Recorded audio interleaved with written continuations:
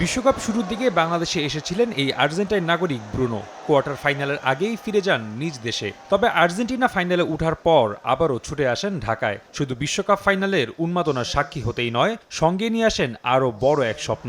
Lionel Messi সহ পুরো Argentina দলকে বাংলাদেশে নিয়ে আসতে চান ব্রুনো। কেন তার আবারও ফেরা, এই প্রশ্নের উত্তরটা এভাবেই দিয়েছিলেন ব্রুনো।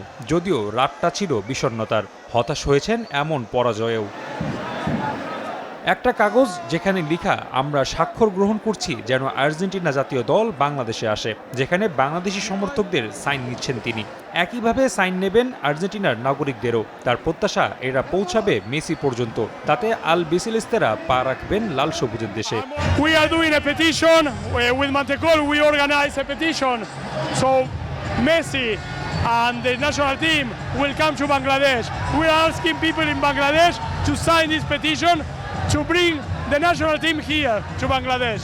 কাগজে সাইন দেওয়া বাংলাদেশি সমর্থকরাও বিশ্বাস করেন তাদের ভালোবাসা এখন বিশ্বজুড়ে সুপরিচিত। তাই আশায় বুক বাঁধছেন আবারও মেসির পা পড়বে এই ভূখণ্ডে। যেহেতু এত ক্রেজ দেখাইতে পারছি, ইভেন এই ক্রেজটা যেহেতু ওদের পর্যন্ত চলে গেছে, আমরা আশা করব মেসি অবশ্যই আমাদের দেশে আসবে। আমরা তো এত ক্রাউড, আমরা সাপোর্ট করছি, ওনার খেলা দেখছি, আশা অবশ্যই করব, বিশ্বাস আছে অবশ্যই আসবে।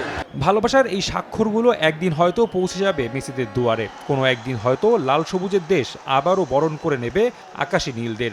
সেই স্বপ্ন নিয়েই অপেক্ষায় বাংলাদেশের সমর্থকরা। রাফি আমিন, সময় সংবাদ, ঢাকা।